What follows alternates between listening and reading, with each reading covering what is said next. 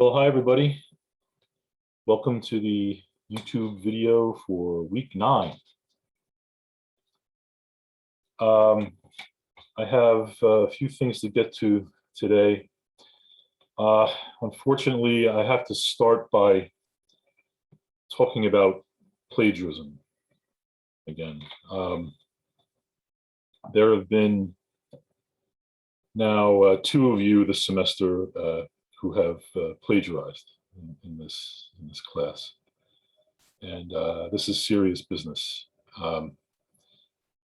I need to let you know, and I'm going to repeat this again in the Zoom class on Thursday, what the penalties are for plagiarism. On your first offense, you will get an F for the assignment, and I have to file a faculty action report with the academic integrity officer. Sadly, I have to do that this afternoon for someone in class. On your second offense, I will file another report, and then the penalties can be more severe, up to and including receiving a non-retractable F for the course, for the semester in this class. This is serious business. So I have assigned the Indiana plagiarism test. You must complete that and pass it by October 31st. And I'm very serious about this. I want to make sure that everybody understands what plagiarism is, how to avoid it.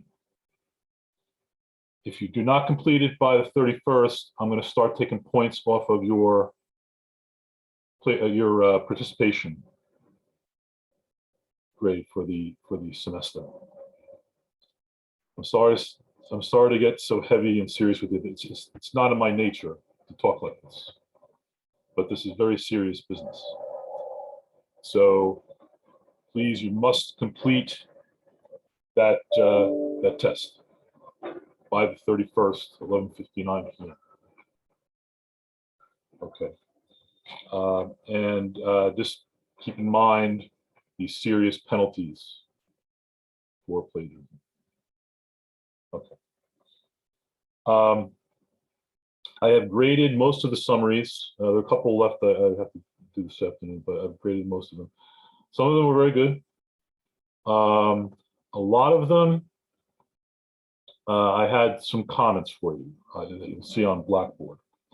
With the summaries, I allow you to revise and resubmit. Okay. And I suggest that many of you do that for this summary too. What were some of the things I found that were problems? Some of you made general statements or made statements that did not refer to anything in the Munoz essay. Also, some of you started to analyze, which in an essay, yes, I want you to analyze, but in a summary, you want to just stick closely to the text that you're summarizing and faithfully, but briefly and concisely transmit the meaning of that text. So, and I noticed some of you got some of the points that he made, but you didn't get some of the points he made near the end of the essay. And I would suggest that you might want to eliminate some general statements that you made and instead focus on what he actually says near the end of the essay. So my 2 suggestions for you would be to do another close reading of the Munoz essay, take notes, and then take notes of the whole essay and create a reverse outline of the whole essay. and then use that to help you as you write your summary. You can, your revision, resubmission, you can turn that in at any time. Well, I'll give you till, well, at the end of the semester, but not into final exam time, right? But the sooner the better, you know. You can, you're going to find you're going to get very busy near the end of the semester, and so the sooner the better. All right, so that's summary. And now the other topic I want to cover today in this video is the thesis statements. The thesis statements for your argumentative essay. I read over the statements you wrote on Google Docs during a Zoom class last Thursday, and I found that all of you now have a position that you want to argue. Either you think conditions have improved for African Americans or stayed the same, gotten worse. Okay, so that's half of the thesis statement. Well, call it half of the thesis statement. But in an argumentative essay, you can't just make statements and not back them up. This is not personal narrative now. So you need to cite evidence, and you need to let the reader know up front what evidence you're going to be using. So let me call up the go after that here. Okay. So one student here, I don't mean to embarrass him, and this is anonymous anyway, wrote, and I know the breakout rooms are not the greatest place to do any deep thinking about things, and this was a free writing exercise, so fine, you're throwing out your initial thoughts, that's fine. But this statement is a little too big. You do mention to talk to teachers, that's good. But okay, so let's read. So the conditions of life have improved between 1963, the year Talk to Teachers was published, I'll put a comma here, and today, because more blacks are getting recognized. Now that is just a general statement of what you think. You need to back up what you say in an argumentative essay with evidence to back up your position. You want to say something. I just jotted down something here. So a talk to this is just I don't want you to copy this exactly, but just give you an idea that talk to teachers and Trayvon generation show that X and Y, whatever aspects of life you've chosen, have improved since the Talk to Teachers was written, although Z has gotten worse. Judging by this evidence, the overall conditions of life for African Americans have improved between 1960 and 1950. So as you can see, this student here has stated his or her position, but in the thesis statement, you need to, you know what? Let's do the let's go back to that that Joseph Conrad example on here. And again, this is a good book to read sometime. Here, Joseph Conrad. It's from around 1900, so Secret Agent. But you don't need to have read that to understand this this example here. So this student has written, in his novel, The Secret Agent, Conrad uses beast and cannibal imagery to describe the characters and the relationships to each other.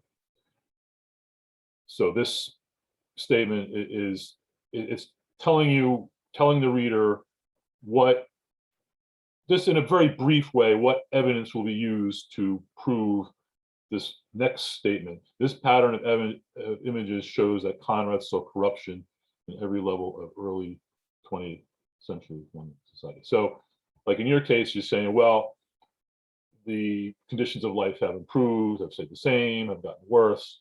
But I would do a 2-sentence thesis statement here for this essay. I think it works better. So you would say something like, you know, although X, or according to the evidence in Talk to Teachers and Trayvon Generation, X, so like X and Y, although Z. So something, you know, something like that. And then this evidence suggests that this is a improve stay the same dot one. So just let the reader know how you're going to be backing up your argument. Because as I said in class, you're not using any other sources here. You're only using Talk to Teachers and Trayvon Generation. You'll be doing research in 1012. That's how much we have. I have about 3 minutes here. Let's go back to a couple more of these Google Docs examples. One of you, I don't mean to embarrass Woodsy, but I would say this was probably the one that got the closest to being what I'm talking about. The conditions of life for African Americans have improved since 1963 and now. But there are still forms of oppression and discrimination against African Americans. James Baldwin provides evidence of what life was like, I guess, for African Americans in 1963, while Trayvon Generation article provides statements of recurring events and how people are trying to slowly make progressions to improve the lives of African Americans. Now, so let's see here is telling the reader what evidence she will be using. Although, rather, I would give more specific, just very briefly specific examples. Like I had given the one example of portrayal of African Americans in media. So you might just briefly say that the portrayal that you feel, portrayal of African Americans in the media has improved, has gotten worse, and do that for 2 other, I call them aspects of life. Just briefly state that in 1 sentence of your thesis statement. All right, X, Y, Z. Although X, Y, and Z, X and Y, although Z, something like that. And then, based on this evidence, judging by this evidence, condition, then state your position. Conditions have improved, stay the same, gotten worse. Well, today, this is Sunday morning, actually Sunday afternoon now.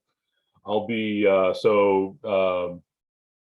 probably, let's see, I'm tied up Monday. Probably Tuesday, I'll be reading. I want to get these back to you as soon as possible. Tuesday, I'll be reading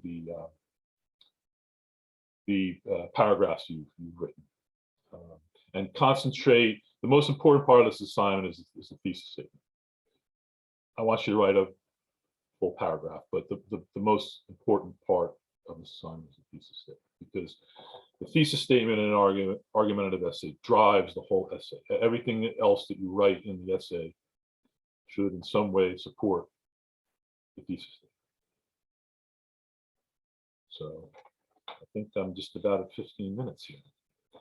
So yes, plagiarism, as I said, it's not in my nature to get serious and heavy about things, but this plagiarism, don't do it. You got to do that Indiana test, all right? I'm very serious about that. Get to it, pass it, send me a screenshot of your certificate of completion, or they may give you a PDF or something, I don't know, but send me some indication, some proof that you have successfully passed the Indiana plagiarism test. And I hope I want to, you know, continue the pleasant nature, happy nature of our class. I don't want to have to get serious like this again. All right. So please don't plagiarize. And I will say goodbye until Thursday. Please email me. Come to office hours. Make an appointment with me if you have any questions.